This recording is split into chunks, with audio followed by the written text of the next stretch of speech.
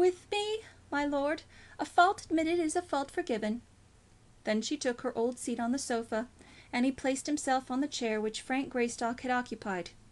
He had not intended to own a fault, and certainly not to accept forgiveness, but she had been too quick for him, and now he could not find words by which to express himself.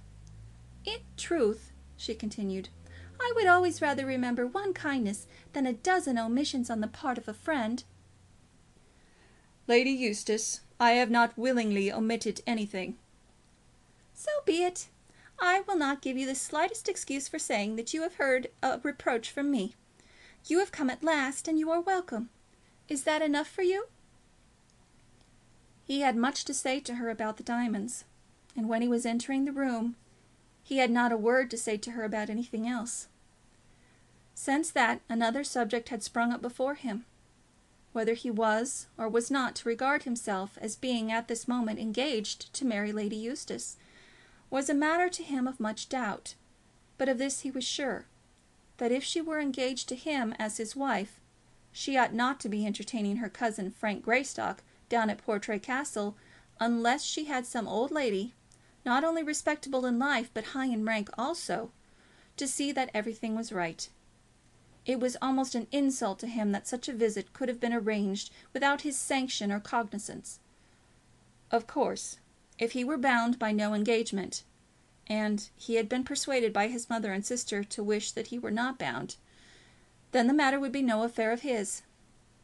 If, however, the diamonds were abandoned, then the engagement was to be continued, and in that case it was out of the question that his elected bride should entertain another young man, even though she was a widow and the young man was her cousin. Of course, he should have spoken of the diamond first, but the other matter had obtruded itself upon him, and he was puzzled. "Is Mr. Greystock to accompany you to Scotland?" he asked. "Oh dear, no. I go on the 30th of this month. I hardly know when he means to be there." "He follows you to Portray?" "Yes, he follows me, of course. The king himself has followed her when she has gone before." Lord Fawn did not remember the quotation, and was more puzzled than ever. "Frank will follow me just as the other shooting men will follow me." "He goes direct to Portray Castle?" "Neither directly nor indirectly.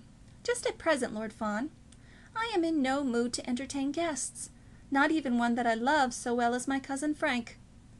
The Portray mountains are somewhat extensive, and at the back of them there is a little shooting lodge."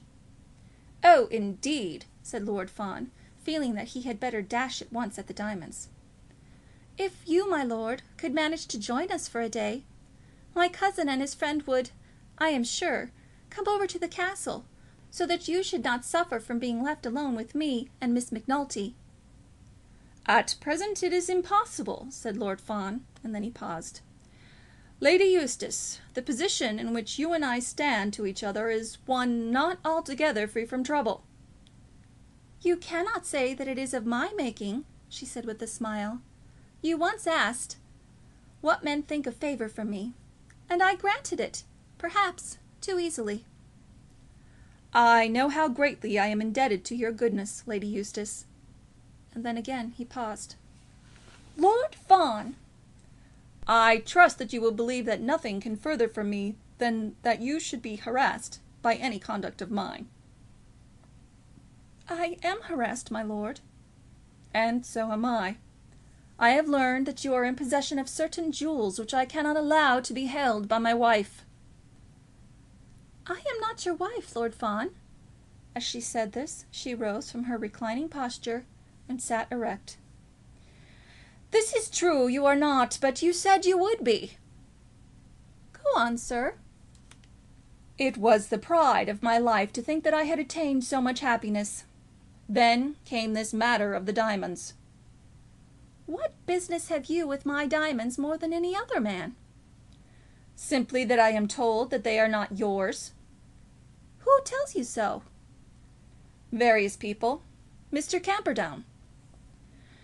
"If you, my lord, intend to take an attorney's word against mine, and that on a matter as to which no one but myself can know the truth, then you are not fit to be my husband. The diamonds are my own, and should you and I become man and wife, they must remain so by special settlement. While I choose to keep them, they will be mine, to do with them as I please. It will be my pleasure, when my boy marries, to hang them around his bride's neck." She carried herself well, and spoke her words with dignity. "What I have got to say is this," began Lord Fawn. "I must consider our engagement as at an end unless you will give them up to Mr. Camperdown." "I will not give them up to Mr. Camperdown." Then... "And I make bold to tell you, Lord Fawn, that you are not behaving to me like a man of honour. I shall now leave the matter in the hands of my cousin, Mr. Greystock." Then she sailed out of the room, and Lord Fawn was driven to escape from the house as he might. He stood about the room for 5 minutes with his hat in his hand, and then walked down and let himself out of the front door. Chapter 19.